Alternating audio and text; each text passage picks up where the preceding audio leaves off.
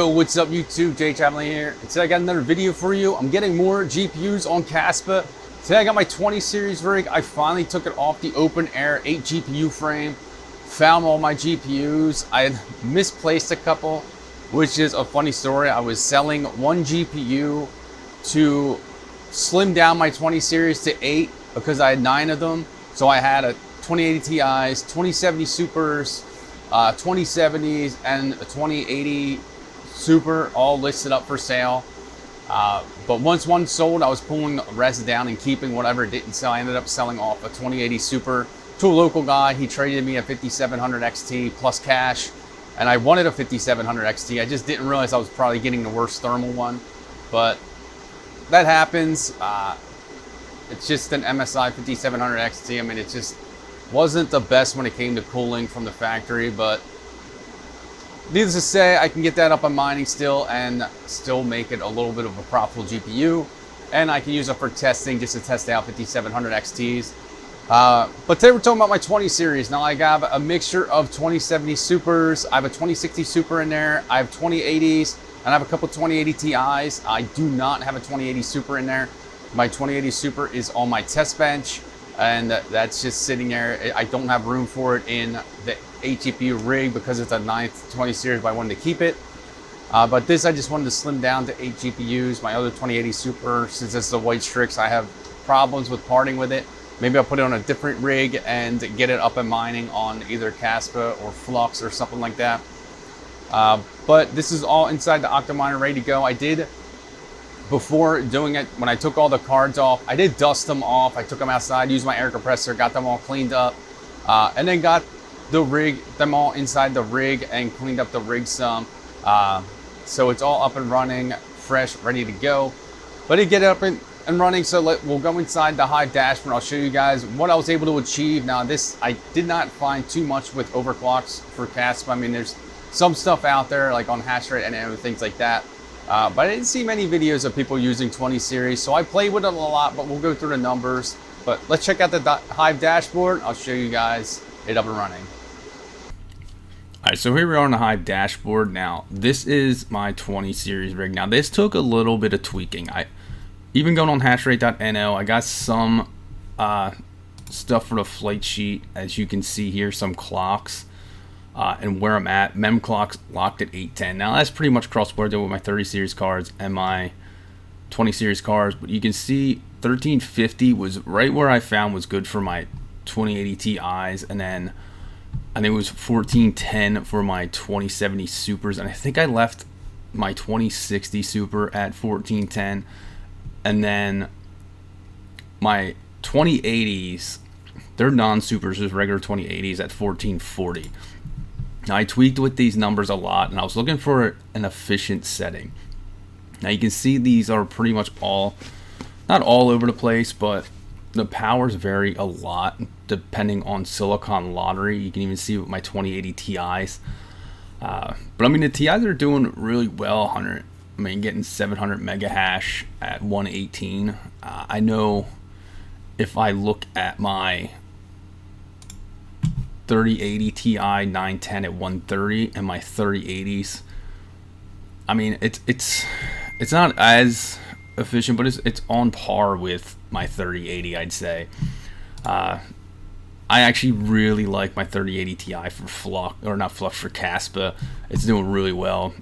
It was good on Flux also, but definitely on Kaspa. I think my most efficient card though is my 3070 Ti, 60 watts at 536 mega hash. But today we're looking at my 20 series, so let's go back to that. Like I said, 810 memory lock inside the miner. It is using low miner right now, 1.71, which I believe is the latest at the time of making this video. And then my cores vary. I did set my fan speeds to 60%, probably a little overkill. I could probably drop them to 50 or even 40% since they're inside of an Octominer. But I'm pretty happy with my 2060 Super also. This is beating out my 5700 XT on Kaspa big time. And I think even on Ethereum it beat it out as far as efficiency. But I'm really happy with this. Other cards I really like for Kaspa right now are my 6600 XTs, but I like them for Ethereum also. When I was mining Ethereum with it, I really like them cards. They're very power efficient. But 2060 Super seems to be really, really efficient. But let's check inside the miner. Let's go ahead in there and see some efficiency numbers. So my super is my 12080 is my most efficient in it. No, my 12070 super is my most efficient, but my 2060 super is pretty efficient compared to other ones. But it looks like depending on the 2070 super, that seems to beat it out in efficiency, and my 12080.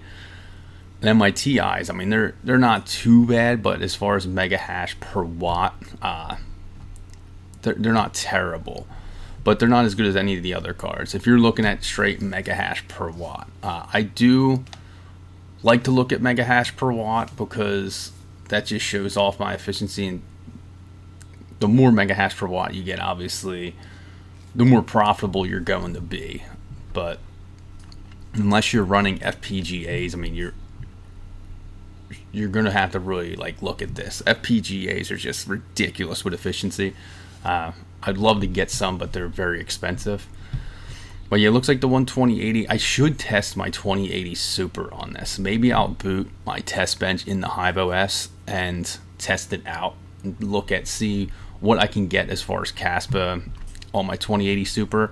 I haven't seen much online with people making videos of the 20 series cards. I only know of one other miner currently still using 20 series cards, but his rig is, I think, currently off. But this one's on. I mean, you guys can look at the numbers. You guys saw the overclocks. If you guys need me to, I can put it in the description of the clocks that I'm using per GPU. But I just wanted to show you guys my 20 series on Kaspa. Now, I guess we could run a number real quick. I'm getting roughly 755 watts total on the rig at just over 4 gigahash. So we go over to what to mine and get those numbers. 755 watts, and it was 4097 mega hash. We calculate that at 14 cents, and a little conservative. I'm lower than that, but a little more on the conservative side.